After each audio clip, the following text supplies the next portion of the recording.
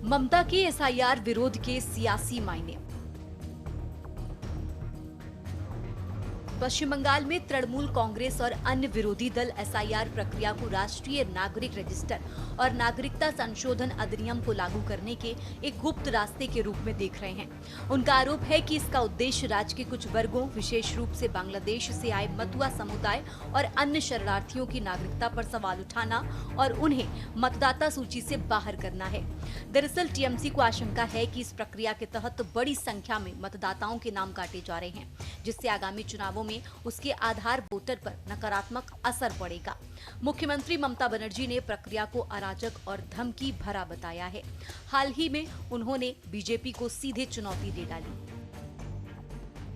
जहां तक ये 11 दस्तावेजों की बात, ये सारे 11 दस्तावेज सभी चीफ इलेक्टोरल ऑफिसर से डिस्कस करके ही बनाए गए हैं।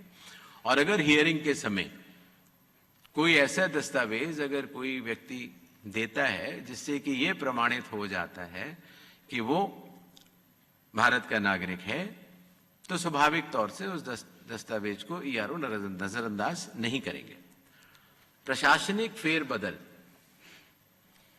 एसआईआर अनाउंस करने से पहले हर राज्य सरकार का अधिकार है और वो प्रशासनिक फेरबदल कर सकती है। अगर एसआईआर के अनाउंसमेंट के बाद भी अगर उन्हें कोई प्रशासनिक फेरबदल करना होता है तो चुनाव आयोग की उन्हें परमिशन लेनी होती है। घुसपैठिया पर तीखी तकरार, वोट बैंक का सवाल। आपको बता दें कि एसआईआर की प्रक्रिया शुरू होने के बाद अवैध बांग्लादेशी प्रवासियों में डर फैल गया है और बड़ी संख्या में लोग भारत छोड़कर वापस बांग्लादेश जा रहे हैं। ये स्थिति राजनीतिक आरोप प्रत्यारोप को और बढ़ा रही है। बीजेपी इन लोगों को घुसपैठिया बताती है और टीएमसी पर उन्हें आश्रय देने का आरोप लगाती है। टीएमसी ने चुनाव आयोग पर बीजेपी आयोग के रूप में काम करने और दिल्ली से मिले निर्देशों पर जबरदस्ती ये अभ्यास करने का आरोप लगाया है। बता दें कि देश के करीब 12 राज्यों में एसआईआर को लेकर बवाल मचा हुआ है। सबसे ज्यादा हल्ला पश्चिम बंगाल में है। पश्चिम बंगाल की मुख्यमंत्री ममता बनर्जी ये कहती रही हैं कि वो राज्य में एसआईआर को नहीं होने देंगी। उन्होंने चैलेंज किया है कि किसी को भी राज्य से निकलने नहीं दूंगी। शायद उनका इशारा बांग्लादेश जा रहे उन अवैध प्रवासियों का था जिनके पास उचित डॉक्यूमेंट नहीं है। पहले भी उन्होंने ऐसा ही चैलेंज किया था। बाद में खुद टीएमसी कार्यकर्ता आम लोगों का एसआईआर फॉर्म भरवा रहे थे। जाहिर है कि एसआईआर शुरू होने के बाद से ही भारी संख्या में बांग्लादेशी अवैध नागरिक भारत छोड़कर अपने देश जा रहे हैं। घुसपैठियों के पलायन पर कुछ दिनों तक ममता बनर्जी ने चुप्पी बनाए रखी, पर अब एक बार फिर उन्होंने एसआईआर विरोध बयान देने शुरू कर दिए हैं। अब तो उन्होंने चुनौती दे डाली है। उधर चुनाव आयोग अपना काम जारी रखे हुए है। नए चैलेंज से ये साफ हो गया है कि इस बार बंगाल में चुनाव एसआईआर के मुद्दे पर लड़ा जाना है। बता दें कि साल 2002 में जब भारत निर्वाचन आयोग ने आखिरी बार स्पेशल इंटेंसिव रिवीजन यानी एसआईआर कराया था, साल 2025 के बीच पश्चिम बंगाल में पंजीकृत मतदाताओं की संख्या में 66% की बढ़ोतरी हुई है। साल 2002 में कुल मतदाताओं की संख्या करीब 4 करोड़ थी, जो अब बढ़कर 7 करोड़ तक हो गई है। আমি বিজেপিকে বারবার বলি, ওরে আমার সাথে খেলতে যাস না। আমার সাথে খেলতে গেলে আমি যে খেলাটা খেলবো সেই খেলায় তোমরা আমাকে ধরতেও পারবে না, ছুটতেও পারবে না, নাগালও পাবে না। সারা ভারত সরকার বসে থাকো, সব এজেন্সি নিয়ে বসে থাকো, কোটি কোটি টাকা খরচ করো, টাকা গুজে গুজে দাও, টাকা নেবে লোকে, তোমায় ভোট দেবে না। सीमावर्ती इन जिलों में कैसे बढ़ गए मतदाता।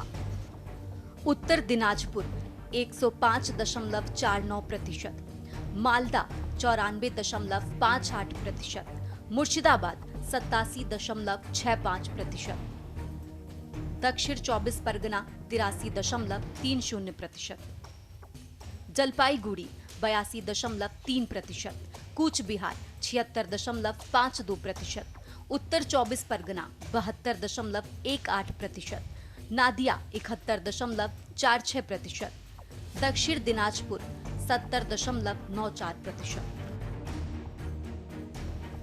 घुसपैठियों को किसका संरक्षण? पश्चिम बंगाल, बिहार और झारखंड आदि के सीमावर्ती जिलों के लिए ये कोई छुपी बात नहीं है कि यहाँ पर हजारों की संख्या में बांग्लादेशी मुसलमानों की अवैध बस्तियां बन गई हैं। बांग्लादेश से आने वाले उन मुस्लिम घुसपैठियों को देश की तथाकथित सेक्युलर पार्टियों के संरक्षण में ये बस्तियां फली फूली हैं। इनमें से ज्यादातर के राशन कार्ड और आधार कार्ड बन चुके हैं, पर वोटर आईडी बनवाने के लिए SIR के मानदंड पूरे करने होते हैं, जिस पर ये लोग खरे नहीं उतर रहे। दूसरी तरफ देश में जनगणना के आंकड़े और चुनाव आयोग की मतदाता सूची के आंकड़े ये बताते हैं कि एक तरफ जहां पश्चिम बंगाल की आबादी पिछले दशक में माइनस में पहुंच गई है, वहीं इस राज्य के कुछ जिलों में 100% तक आबादी बढ़ी है। जाहिर है कि ये सब यूं ही नहीं हुआ है। भारतीय जनता पार्टी के लिए भी राज्य में इस बार स्टैंड करने के लिए घुसपैठियों का तगड़ा मुद्दा मिल गया है।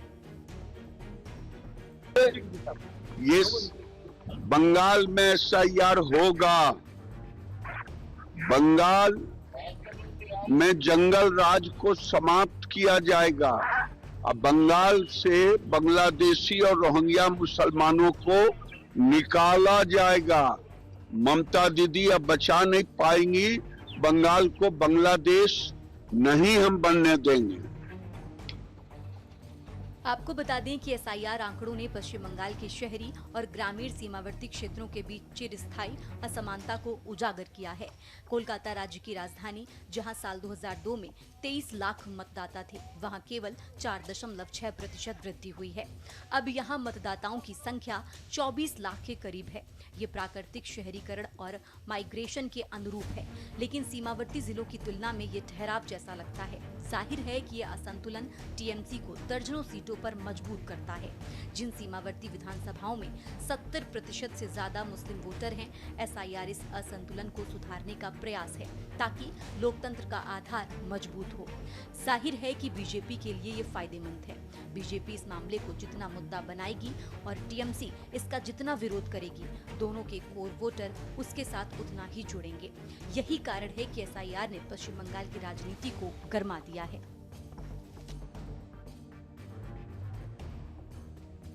सीमावर्ती जिलों में बेतहाशा बड़ी आबादी के पीछे भाजपा का कहना है कि ये घुसपैठ है। गृह मंत्री अमित शाह ने कहा कि कुछ दल घुसपैठियों को बचाने के लिए SIR का विरोध कर रहे हैं। दावा किया कि ये ममता का वोट बैंक है। भाजपा का तर्क है कि बांग्लादेश से रोहिंग्या और मुस्लिम घुसपैठिए मतदाता बनकर फैल गए हैं, जिसके चलते साल 2019 चुनावों में TMC को फायदा पहुंचा। दूसरी तरफ ममता बनर्जी ने ECI को पत्र लिखकर SIR को बैकडोर NRC बताया। TMC का कहना है कि सीमावर्ती जिलों की आबादी में बढ़ोतरी हिंदू शरणार्थियों की है, क्योंकि बांग्लादेश में हिंदू आबादी 23% से घटकर 8% हो गई है। इसके साथ ही TMC केंद्र और BSF पर नाकामी का आरोप लगाती है। कुल मिलाकर पश्चिम बंगाल में SIR को लेकर विरोध एक जटिल सियासी मसला है, जिसमें राजनीतिक प्रतिस्पर्धा, नागरिकता की चिंताएं, प्रशासनिक कठिनाइयां और मानवाधिकारों के मुद्दे शामिल हैं। स्पेशल डेस्क के न्यूज़ इंडिया।